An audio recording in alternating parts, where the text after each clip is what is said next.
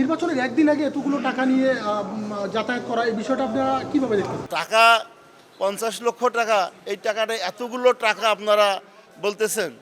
কোটি কোটি টাকা যেখানে ব্যাংক ডাকাতি হয়েছে, বাংলাদেশ ব্যাংক ডাকাতি হয়েছে, যেখানে মানে কোটি কোটি ঋণ খেলাপিরা আজকে নির্বাচনে অংশগ্রহণ করেছে, সেখানে একজন ব্যবসায়ী, প্রতিষ্ঠিত ব্যবসায়ী, সে 50 লক্ষ টাকা আনতে পারে।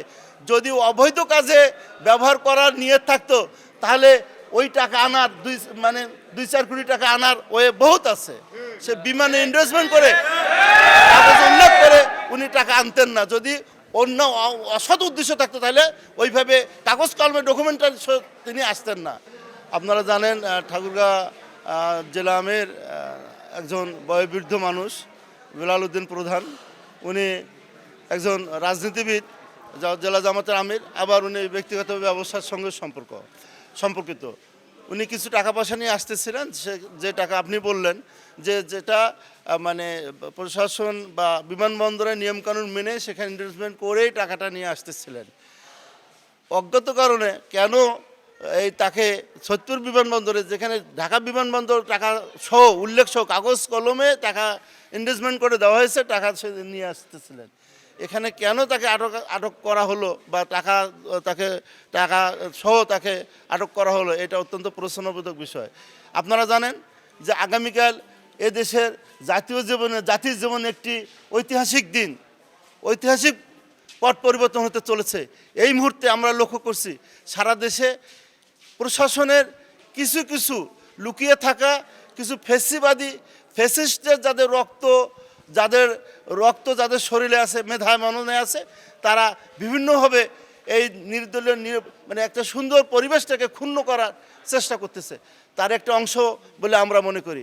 যেখানে একজন নাগরিক তার ব্যবসায়িক কারণে, ব্যক্তিগত কারণে টাকা পরিবহন করতেই পারে, সে তো কোনো ভোট কেন্দ্রে যায়নি, সে কোনো এলাকায় যায়নি, কোনো জনসম্মুখে যায়নি টাকা পয়সা নিয়ে। সে তার ব্যক্তিগত টাকা বিমানে আনতেছিলেন এবং সেটা নিয়মকানুন মেনে আনতেছিলেন। প্রশাসন সেখানে অবহিত ছিল, কিন্তু একটা বিশেষ বিভাগ তাকে আটক করেছে এবং তার বিভিন্ন প্রশ্ন করার কারণে, বিভিন্নভাবে তাকে মানসিক টর্চার কারণে তিনি অসুস্থ পড়েছেন।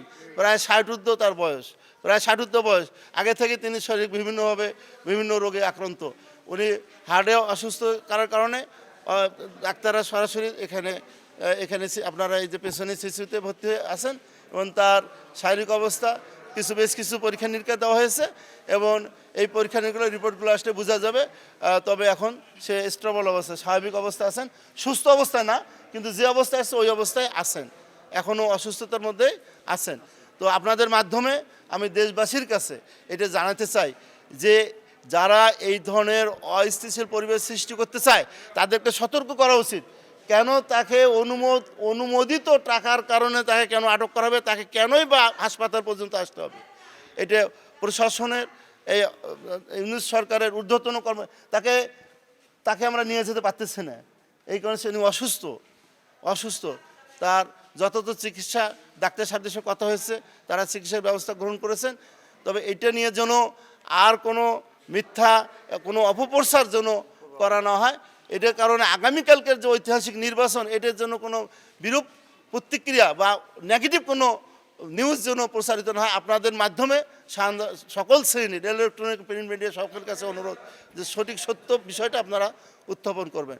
তিনি কোনো অন্যায় করে নির্বাচনের একদিন আগে এতগুলো টাকা নিয়ে যাতায়াত করা এই বিষয়টা আপনারা কিভাবে দেখতেন? টাকা 50 লক্ষ টাকা, এই টাকাটা এতগুলো টাকা আপনারা বলতেছেন। কোটি কোটি টাকা যেখানে ব্যাংক ডাকাতি হয়েছে, বাংলাদেশ ব্যাংক ডাকাতি হয়েছে, যেখানে মানে কোটি কোটি ঋণ খেলাপিরা আজকে নির্বাচনে অংশগ্রহণ করেছে, সেখানে একজন ব্যবসায়ী, প্রতিষ্ঠিত ব্যবসায়ী, সে 50 লক্ষ টাকা আনতে পারে। যদি অবৈধ কাজে ব্যবহার করার নিয়ত থাকতো, তাহলে ওই টাকা আনার দুই চার কোটি টাকা আনার ওয়ে বহুত আছে। সে বিমানে ইনভেস্টমেন্ট করে কাগজ উল্লেখ করে উনি টাকা আনতেন না। যদি অন্য অসৎ উদ্দেশ্য থাকতো, তাহলে ওইভাবে কাগজ কলমে ডকুমেন্টারি তিনি আসতেন না। এটা আপনারাও বোঝেন, আমরা বুঝি, জনগণ এটা বোঝে। জি, হার্ট অ্যাটাকের সিমটম তার মধ্যে আছে স্ট্রোকের সিমটম আছে এখনও ওই তাকে এনজিওগ্রাম প্রাথমিক যেটা করা যায় যেটা করা সিসিজি তাতে তার হার্টের সমস্যা ধরা পড়ছে প্রাথমিক টেস্টে। তো অনেকগুলো টেস্ট দেওয়া হয়েছে, এলি রিপোর্ট আসলে সঠিক তথ্যটা পাওয়া যাবে।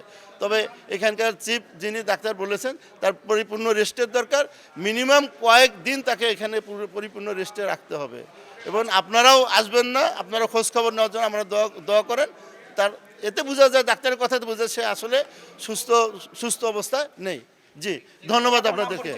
আমি কে এম আনোয়ারুল হক কাজল, বাংলাদেশ জামাত ইসলামী রংপুর মহানগর সেক্রেটারি।